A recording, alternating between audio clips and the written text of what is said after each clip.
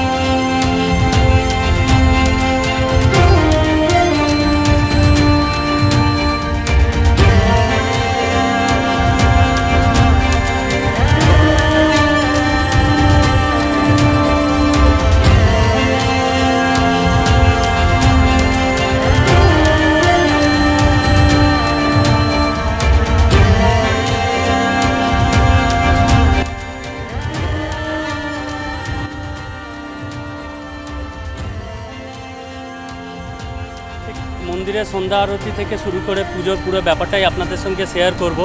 তার আগে আমাকে যারা এখনও চেনেন না, আমি প্রসেনজিৎ, আর দেখছেন আপনারা বাটানগর ক্যানভাস। মন্দির কখন খোলে?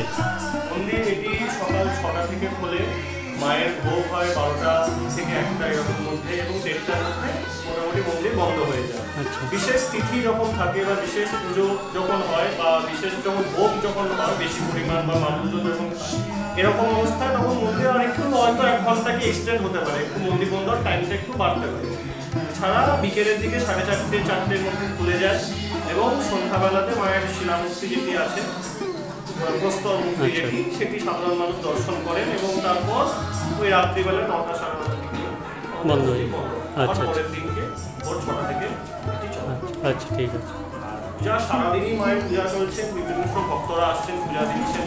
বিশেষ পূজা কারণ থাকে, মানতের পূজা থাকে, ডালার পূজা থাকে, সব রকম পূজায় হয়। কেউ পালা দিতে চাইলে মায়ের উদ্দেশ্যে ভোগ নিবেদন করলে সেরকমও কমিটির সঙ্গে যোগাযোগ করে সেটাও করে দেয়।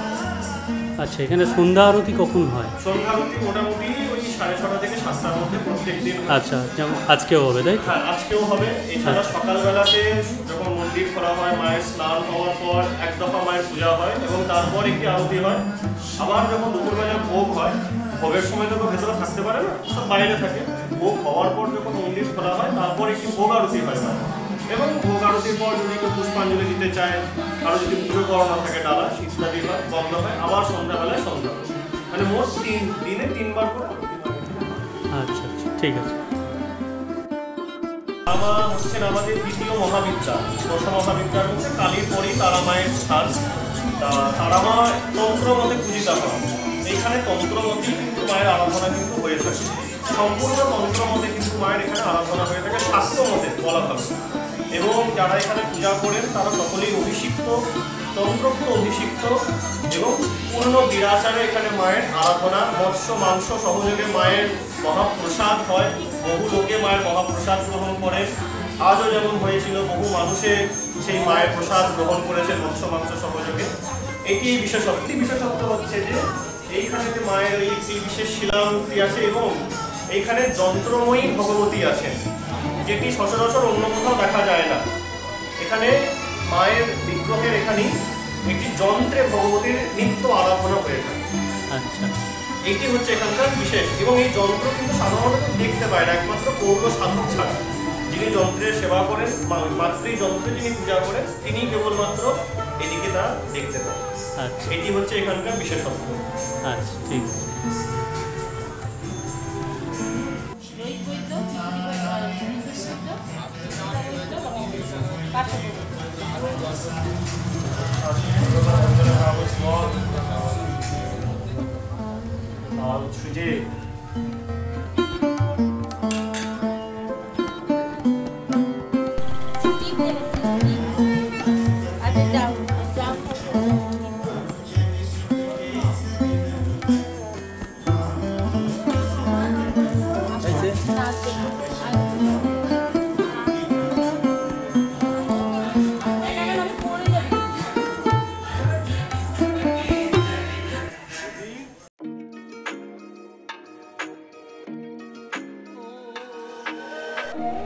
বাটানগরের এই তারাপীঠ মন্দিরে আসতে গেলে আপনারা যদি শিয়ালদা থেকে আসেন, শিয়ালদা স্টেশন থেকে আপনারা বজবজ লোকালে উঠবেন।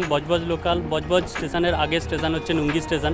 নুঙ্গি স্টেশন নেমে ওখানে টোটো বা অটো যে কোনো কিছু পাবেন, রিক্সাও আছে। রিক্সাতে উঠলে আপনারা বলবেন যে উদয়নপল্লী তারাপীঠ মন্দিরে যাব, যে কেউ আপনাদের দেখিয়ে দেবে। যদি মনে করেন আপনারা বাই রোড আসবেন, তাহলে ধর্মতলা থেকে আসতে গেলে আপনাদের 77A-তে আসতে হবে। 77A-তে আসলে আপনারা বাটা মোড় নামবেন। বাটা মোড় থেকে আপনাদের টোটোতে যেতে হবে উদয়নপল্লী। বাটানগর মিনি, হাওড়া থেকে বাটানগর মিনিতে ওঠেন, তাহলে আপনারা নিউল্যান্ড পুজো কমিটির কাছে নেমে ওখান থেকে আপনারা হেঁটেও যেতে পারেন, অথবা টোটোতে যেতে পারেন বা রিক্সাতে যেতে পারেন।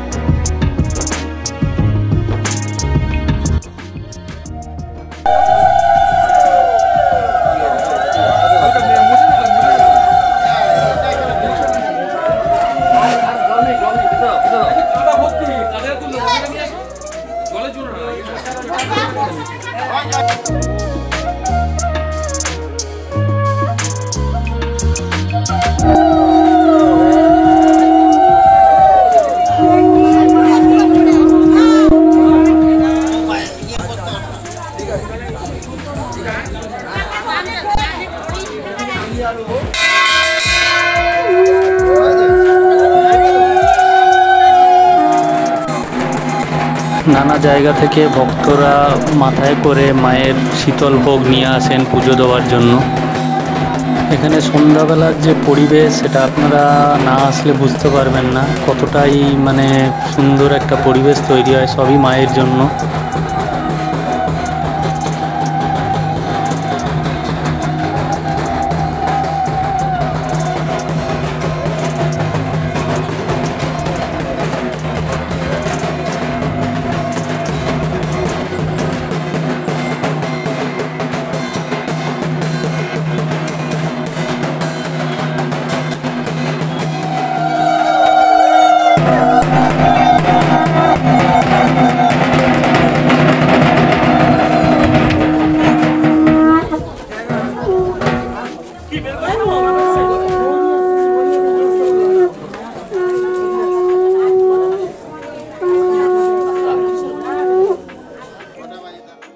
আসার পর যে মাকে ভোগ খাওয়ানো হয় সেটা সামনে থেকে দেখার যে অনুভূতি, মানে সত্যি মন শান্তি হয়ে যায়।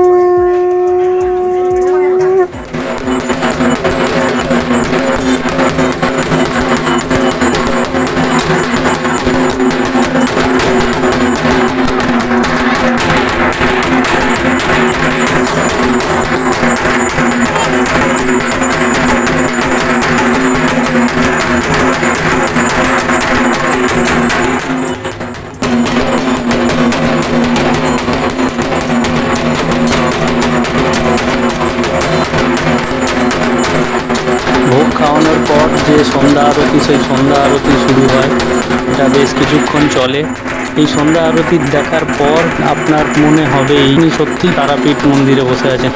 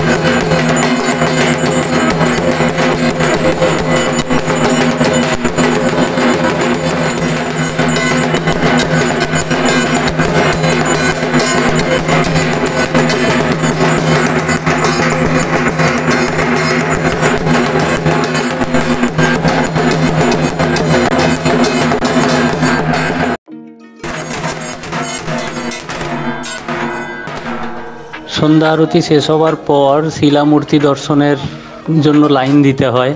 সবাই একে একে লাইন দিয়ে শিলামূর্তি দর্শন করেন।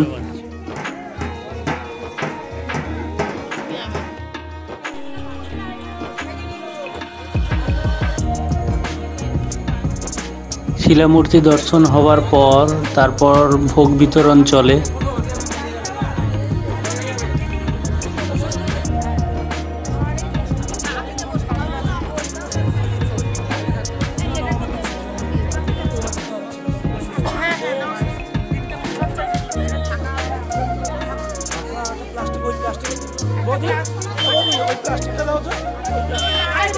মানে ভোগ নেবার জন্য লাইন পড়েছে।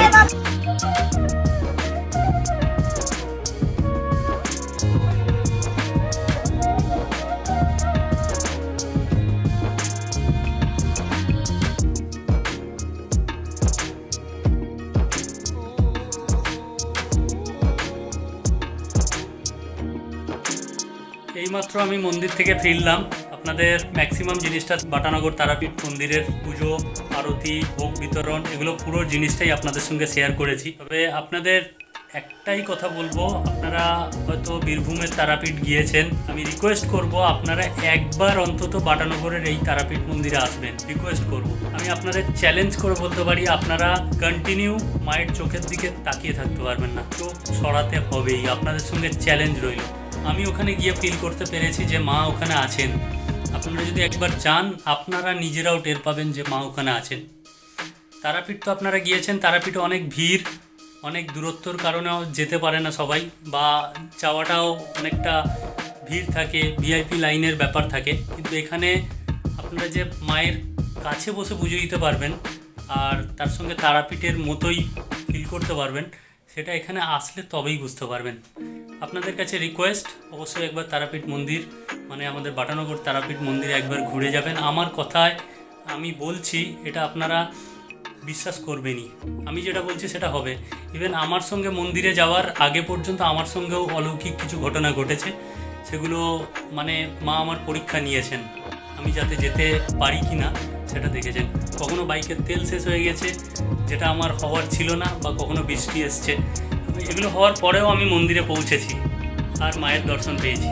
ওখানে দাঁড়িয়ে মায়ের মুখের দিকে কন্টিনিউ তাকাতে পারিনি।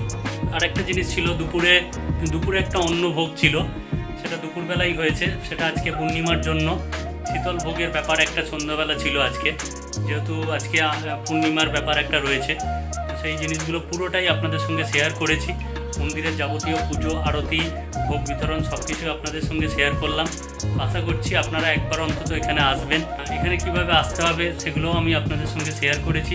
ভিডিওটা যারা দেখছেন তাদের রিকোয়েস্ট করব, একবার অন্তত বলবেন এই মন্দিরের জন্য, এই তারাপীঠের জন্য জয় তারা। ভিডিওটার মধ্যে যদি কিছু ভালো লেগে থাকে অবশ্যই একটা লাইক করবেন, ভিডিওটাকে শেয়ার করার অনুরোধ রইল। কোনো কিছু বলার থাকলে আমাকে অবশ্যই কমেন্টস করে জানাবেন। আগামী দিনেও এরকম আমি ইনফরমেটিভ ভিডিওগুলো আপনাদের সামনে নিয়ে আসবো। যাই হোক, সবাই ভালো থাকবেন, সুস্থ থাকবেন, এভাবেই আমাকে সাপোর্ট করবেন। আবারও দেখা হবে আপনাদের সঙ্গে আর একটা নতুন ভিডিও নিয়ে। Good night. জিনিসটা পুরো পুজোর ব্যাপারটা আপনাদের সঙ্গে শেয়ার করব। তো মন্দিরে যাব, তো